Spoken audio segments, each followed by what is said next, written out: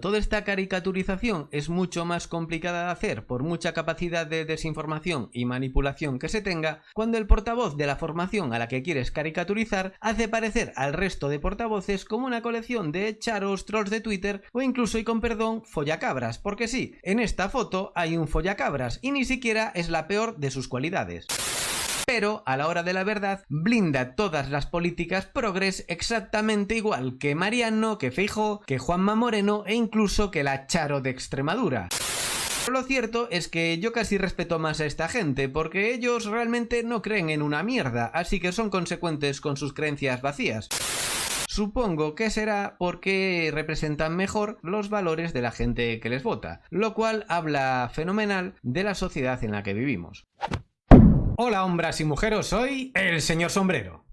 Aquí estamos otra vez. Veréis, la verdad es que estaba preparando otro vídeo completamente distinto cuando ha saltado una de las peores noticias que me podría llegar a imaginar, al menos dentro de la política, como ha sido la renuncia de Iván Espinosa de los Monteros a todos sus cargos dentro de Vox. Así que me he puesto a hacer un vídeo de urgencia sobre el tema que he decidido dividir en tres partes. La primera va a ser una especie de homenaje a Iván, la segunda va a ser un poco buscar la explicación de esa salida y en tercer lugar, y ya para finalizar el vídeo, lo que voy a tratar de proyectar es qué se viene ahora, porque estoy viendo que hay mucha gente desertando, mucha gente cantando Ayuso como quien canta bingo, y eso me preocupa porque una cosa es la salida de Iván y todas las implicaciones que tiene, y otra cosa es dar por acabado un proyecto que no tiene un sustituto en la política española, ya que el PP lleva años sin defender los postulados que Vox defiende a diario con el descrédito y los ataques que eso conlleva. Así que en la tercera parte lo que voy a hacer es explicar por qué la sustitución de Vox por Ayuso jamás sería orgánica a la hora de mantener la defensa de una serie de ideas que caducarían en cuanto Vox desapareciese del panorama político. Empezando por la marcha de Iván, lo primero que hay que decir es que su salida no tiene nada que ver con la dolona, es decir, Espinosa no ha conocido a una perroflauta por Twitter, no se ha puesto un taparrabos y no se ha ido a vivir a una comuna. Simplemente ha decidido dejar el partido. Es decir, Espinosa sigue siendo afiliado y por lo que hemos podido escuchar y leer a ambas partes, se mantiene la posibilidad de seguir colaborando e incluso de un posible retorno. Si esto va a ser así o no, solo el tiempo lo dirá, ya que bien podría tratarse este final tan caballeroso de una especie de pacto entre ambas partes para minimizar los daños inmediatos al partido, lo cual sería incluso un bonito último acto de lealtad por parte de Iván. Aunque personalmente, y no es por restarle importancia a lo sucedido, que como explicaré me parece muy grave para los intereses de Vox, creo que se trata de un hasta luego genuino, tanto por la cordialidad de la despedida como por el talante de ambas partes. Otra cosa es que luego no se llega a dar nunca ese retorno.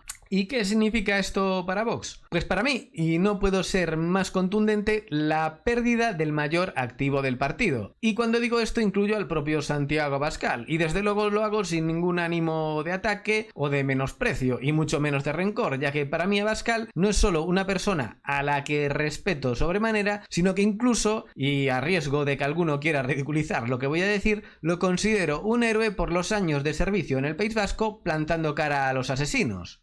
Así que vamos a interpretar esto no como un ataque a Santiago, sino como una loa a Iván. Porque es que el gigantesco problema que se le viene a Vox es que con la marcha de Espinosa de los Monteros se pierde al mejor parlamentario, no solo de Vox, sino en general, de la vida política española que ha habido en la última década. Que tampoco es que sea una loa exagerada si tenemos en cuenta la clase de retrasados funcionales que han llegado a obtener su acta de diputado en las dos últimas legislaturas. El caso es que con Iván se ve un tipo tan sobradamente preparado que era inmune a las encerronas porque era capaz de sacar una opinión solvente sobre cualquier tema que se le pusiese sobre la mesa, lo cual es una capacidad absolutamente inusual en unos tiempos en los que incluso los expertos en un tema se caracterizan por no tener ni puta idea de ese tema. Empezando por el doctor Simón. Pero lo que hacía de Iván, y hace de Iván un animal político, es sobre todo que no solo tiene la inteligencia, sino la capacidad para lucir esa inteligencia, es decir, la oratoria. Algo, insisto, para apreciar en estos tiempos si tenemos en cuenta que, por ejemplo, el partido, hasta ahora en el gobierno y Dios sabe si para más años, tiene como portavoz a Pachi López. Este hombre es muy tonto. Quiero decir que ese es el nivel, o al menos ese es el nivel que se le exige al PSOE, porque a Vox obviamente se le exige un nivel muy superior, que es el que era capaz de aportar Iván Espinosa de los Monteros. Veremos si su sustituto es capaz de aportar al menos un 25% de lo que era capaz de dar Iván. Pero sobre todo Iván aportaba una virtud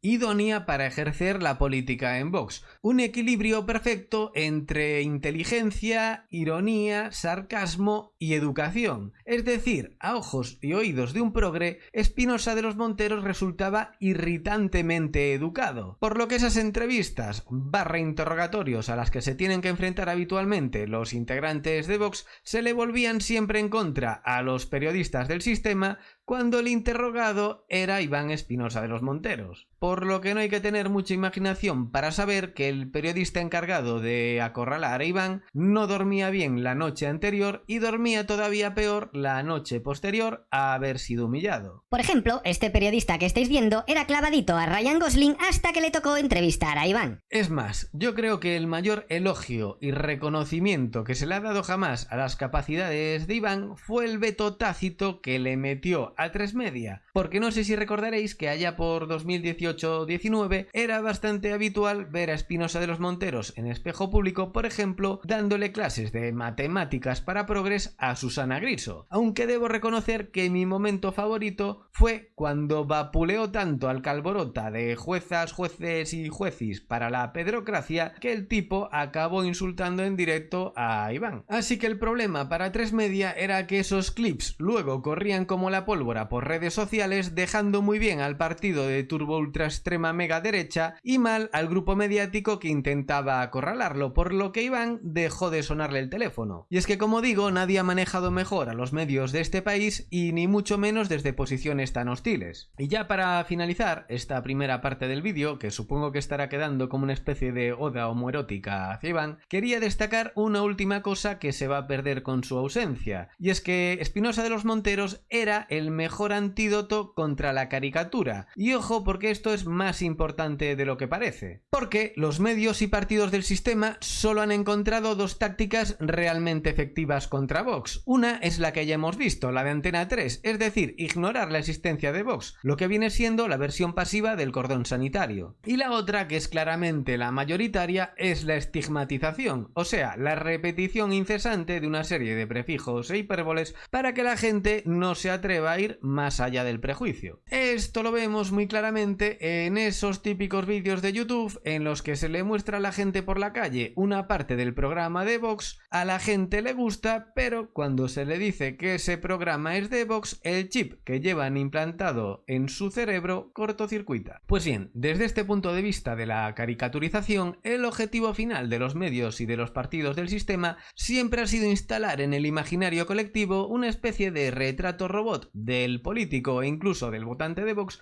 consistente en presentarlo como una especie de gañán semianalfabeto y maltratador, cuyo sistema de ideas comienza y termina en un Viva España, que por cierto, ¡viva España! Pero claro, toda esta caricaturización es mucho más complicada de hacer por mucha capacidad de desinformación y manipulación que se tenga cuando el portavoz de la formación a la que quieres caricaturizar hace parecer al resto de portavoces como una colección de charos, trolls de Twitter o incluso, y con perdón, follacabras, porque sí, en esta foto hay un follacabras y ni siquiera es la peor de sus cualidades. Y pasamos ahora a la segunda parte del vídeo en la que toca buscar la explicación a la salida de Espinosa de los Monteros e inevitablemente criticar a Vox, porque si hay algo que está fallando, y está claro que está fallando, es la política comunicativa. Para empezar, lo primero que debería saberse, y ya llegamos tarde, es si las fricciones entre el ala conservadora y el ala liberal están detrás de la salida primero de Sánchez del Real y ahora de Iván Espinosa de los Monteros. Y lo que es más importante, si esas salidas conllevan un cambio de rumbo en la ideología del partido, lo cual ya me parece más discutible posible que no descartable por algo que voy a comentar dentro de un rato. Lo que está clarísimo es que estas dos salidas acentúan la teoría del choque entre las llamadas dos almas de Vox, y más si atendemos a las entrevistas dadas por el propio Sánchez del Real e incluso algún retweet en el que se apuntaba de manera más o menos velada a Jorge Buxadé. Pero para mí, la mayor pista que hemos tenido es la propia rueda de prensa de Espinosa, porque si tenemos en cuenta que él es un tipo inteligente y que está en el mundo y que sabe perfectamente que si no abordaba el tema de manera directa se iba a especular con que su salida se debía al enfrentamiento entre estos dos bandos, el solo hecho de que no abordase el asunto me da que pensar que es porque existe el tema. Porque sí, él acabó en buenos términos con todos, se despidió incluso de Buxadé y adujo una serie de problemas familiares que no niego que existan, porque de hecho tengo claro que han existido, pero todos creemos que no han sido el detonante. Así que sí, la causa parece justo aquello de lo que no se ha hablado. Y dicho esto, ahora es cuando la cosa se pone realmente confusa, porque toca hacerse una pregunta. ¿Ha habido en los últimos tiempos un cambio en el discurso de Vox, y sobre todo en su programa de hace 2 días, tan notable como para que justifique este cisma? Y mi respuesta es que aparentemente no, porque sobre todo, si pensamos en el último programa, lo que más llamó la atención fue una bajada de impuestos tan espectacular que algunos la tacharon como irrealizable, hasta el punto que desde el propio partido se tuvo que salir al paso para explicar que esa reducción de impuestos no sería algo inmediato, sino algo que se tendría que realizar por fases, al igual que, por ejemplo, la intención del partido de suprimir las autonomías. Y ya sé que el liberalismo va más allá de subir o bajar impuestos y que Buxadé siempre ha tenido una postura claramente proteccionista, pero es que eso tampoco es novedad. Así que si damos como cierta esta teoría del enfrentamiento entre las dos alas del partido, lo que toca saber ahora, para ser justos, es saber cuál de las dos facciones estiró la cuerda, independientemente de quién haya ganado ese pulso, porque es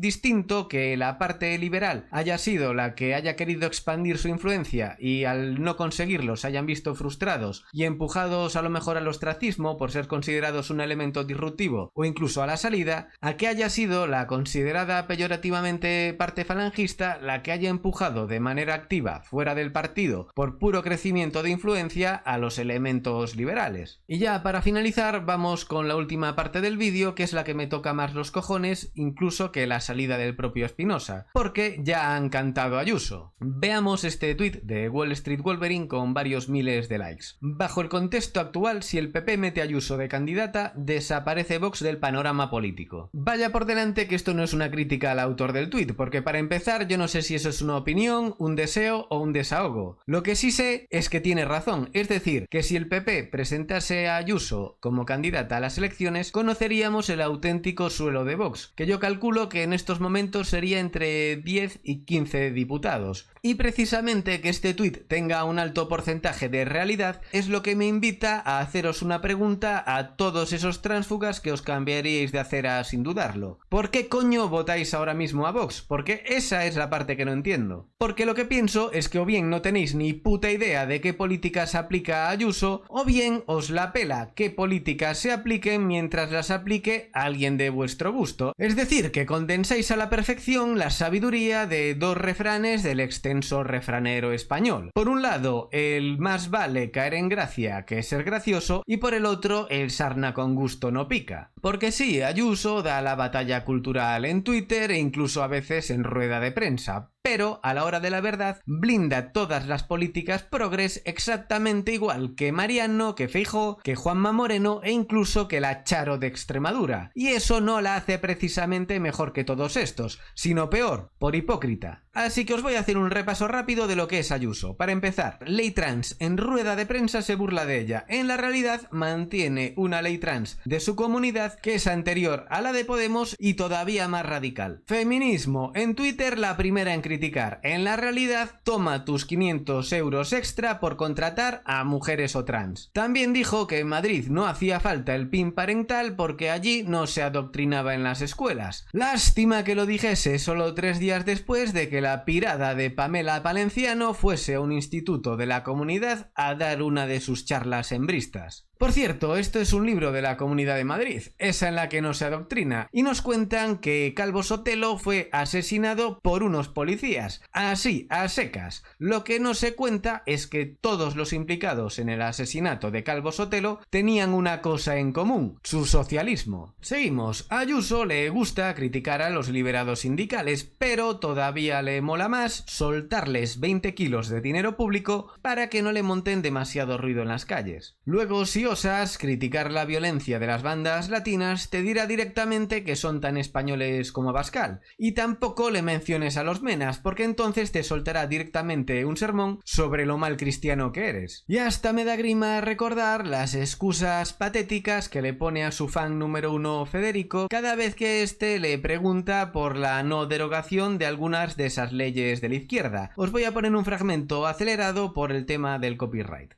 Todo lo que digo que hemos entregado siempre a la progresía tirana, que da sentido a nuestra forma de pensar, lo hemos ido haciendo mansamente, tiempo, y al final han ganado esa batalla, y al final está todo de una manera, está tal llevado al extremo, que si yo hablo de modificar puntos, porque no es muy liberal la inversión de la carga de prueba, y tener que estar defendiendo algo así, pero si tú lo llevas para modificarlo, ya te llevan al extremo de que ya eres un homófobo, porque quieres modificar estas leyes, no, pero que digan pasa con el aborto. O sea que la valiente y basada Ayuso admite sin tapujos y abiertamente que no deroga nada porque le tiene miedito a los progres. Y esto eran tiempos de Ciudadanos, por lo que también le echaba el muerto a ellos, pero ahora gobierna con mayoría absoluta, no ha derogado nada y tampoco se espera que derogue nada, porque sí, la inversión de la carga de la prueba es algo que está muy feo, pero mejor aguantarse a que esos colectivos a los que ella misma subvenciona le monten el pollo en las calles. Y esta es la tía cañera a la que idolatráis, la que es distinta a Feijóo, a Mariano, a González Pons, a Borjita Semper y a todo ese PP con fama de cagao. Pero lo cierto es que yo casi respeto más a esta gente, porque ellos realmente no creen en una mierda, así que son consecuentes con sus creencias vacías. Pero esta tía está llena de creencias en Twitter, se envalentona como nadie y suelta zascas a mansalva delante de los periodistas, pero después, cuando se queda solas en su despacho,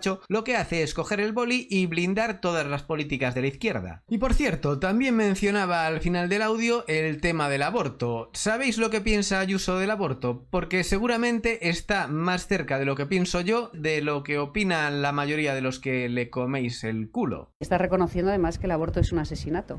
Sí que lo creo, claro, es acabar con una vida. Pues ya habéis escuchado, para Ayuso el aborto es un asesinato. Pero no sé si recordáis qué pasó cuando Vox intentó en Castilla y León no ya restringir el aborto, sino simplemente ofrecer a las madres la posibilidad voluntaria de ver una ecografía 4D o escuchar el latido fetal. Pues que Ayuso aprovechó la ocasión para echarse al cuello de García Gallardo. La verdad es que no se puede ser más estratega y tener menos principios. Por lo tanto, y a fin de cuentas, no dudo de que a Isabel Díaz Ayuso le seguirá yendo genial en la política y hasta es probable que acabe siendo la primera presidente. Después de todo, la política no es más que un juego de apariencias y si analizamos sobre todo los últimos tiempos, tenemos que concluir que le está yendo mejor a aquellos políticos en los cuales se da una disonancia entre lo que dicen y lo que hacen que a aquellos que son plenamente consecuentes. Supongo que será porque representan mejor los valores de la gente que les vota, lo cual habla fenomenal de la sociedad en la que vivimos. Y por mi parte, solo añadir que pese a la enorme desilusión de la salida de Espinosa de los Monteros, yo seguiré votando a Vox mientras sea el partido que mejor represente mis principios e intereses, porque esto no va de la identificación infantil hacia unas siglas ni de la admiración eventual hacia una persona, sino del servicio que esas siglas y esa persona le brindan a unas ideas que, si bien son compartidas,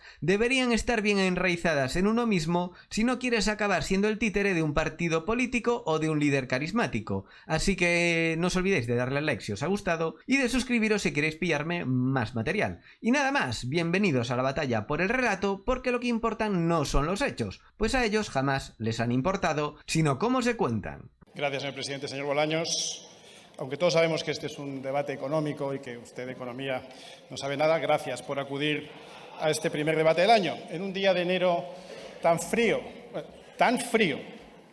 que he visto a un socialista meterse las manos en sus propios bolsillos. Imagínense el frío que hace. Tradiciones que se rompen.